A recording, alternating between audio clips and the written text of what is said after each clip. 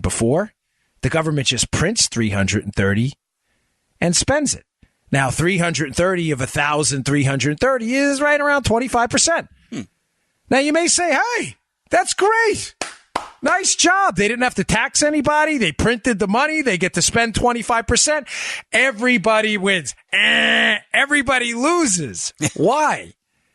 Because, folks, as you print more dollars not backed by any real value, the value of the dollars you have now goes down. That's right. Joe's giving us the big thumbs. The value of the dollar you have now collapses. If printing money was a way to create value, we would just print it. No one would have to work. You would literally be giving a home printing system. The government would issue it and say, hey, print whatever you need. What limits the supply of money is the value that backs it.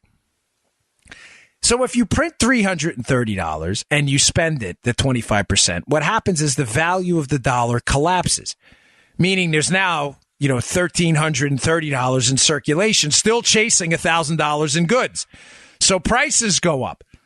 That's what we would call inflation, because you have more money chasing the same amount of goods.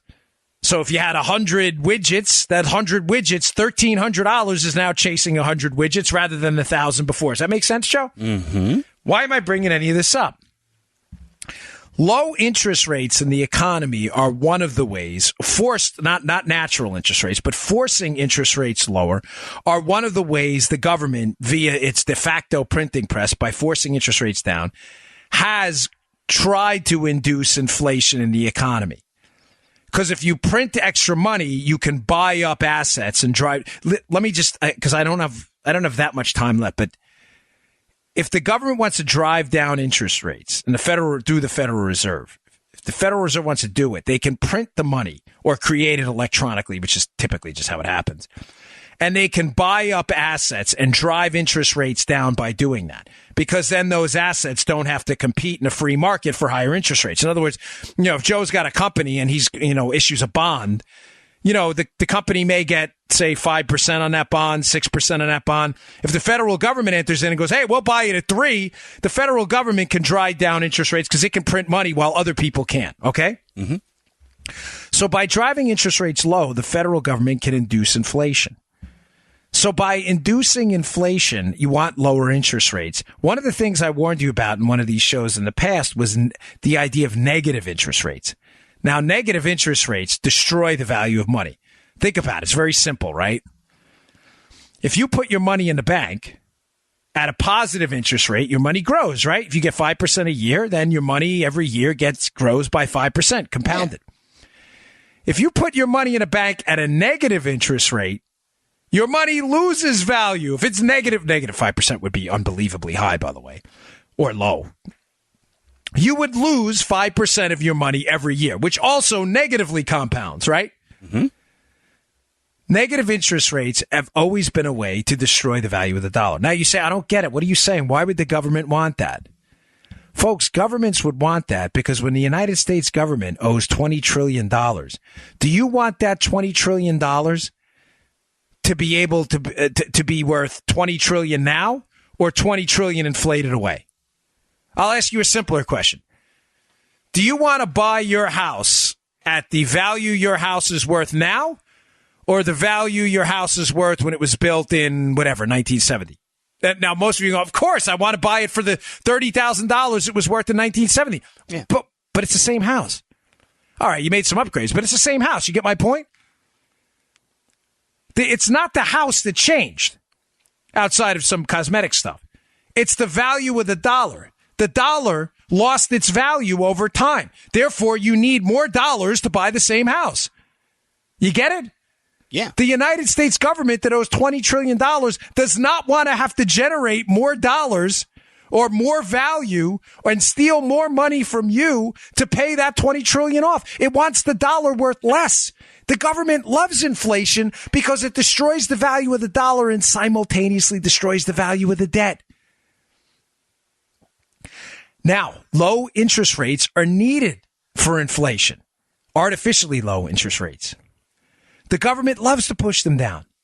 Now, one of the ways negative interest rates would work is you would keep your money in the bank You would keep your money in the bank, and it would force people to spend, because look, people take money as, they were selling it as a way to induce consumerism and consumption. In other words, Joe, if your money's in the bank losing money, they think, well, negative interest rates, this would be great. People take their money out and spend it, and it will have this flowering economy. Folks, it's not what happened. What actually happened in Japan is people took their money out of the bank and put it in safes. That's what happened, which took more money out of the economy. It had the exact opposite effect.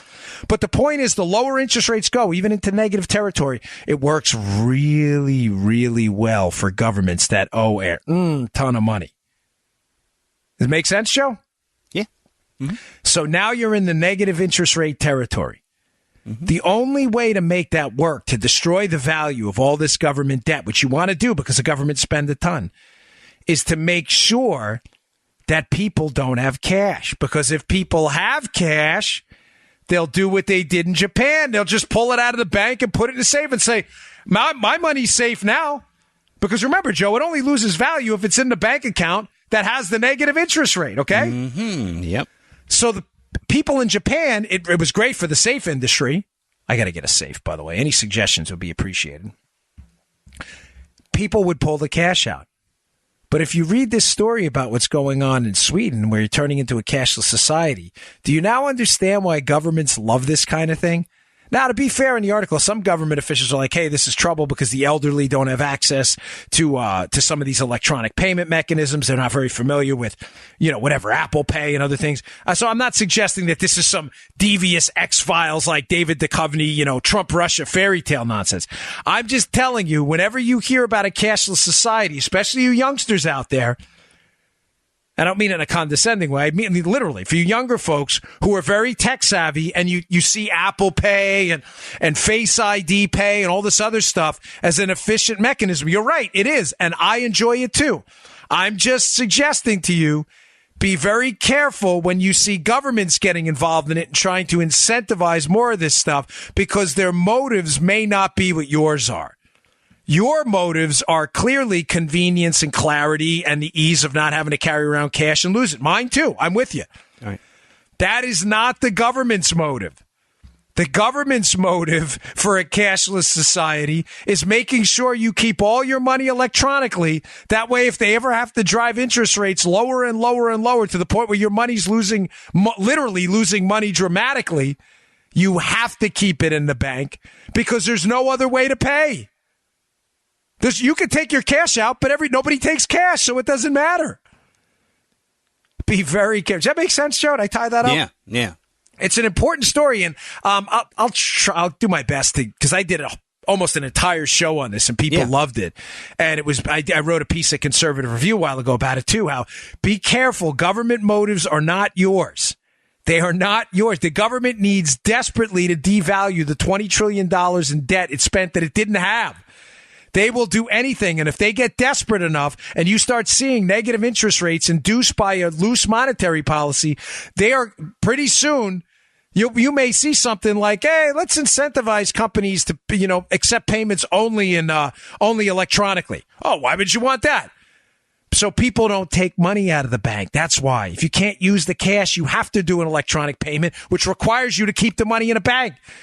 By the way, that's why governments hate Bitcoin and other things like that as well. You know me, I'm a little bearish on Bitcoin, but I'm not at all bearish on cryptocurrencies. I think they're a great idea. I just think some of them are overvalued a bit. But I know I'm going to get nasty email on it. Listen, I love it. I love cryptos. I'm serious. Please don't email me nasty grams. It's just my opinion. I'm not your financial advisor. Invest how you want. I'm just suggesting to you again, for the younger folks listening, be very careful about government rules and regulations designed to make this the hip and cool thing to do, because they're not doing it for the reasons you think they're doing it. It is a way in the future to potentially devalue their own debt at your expense as your money gets clogged up in an electronic system and every day goes down and down and down and down as negative interest rates kick in.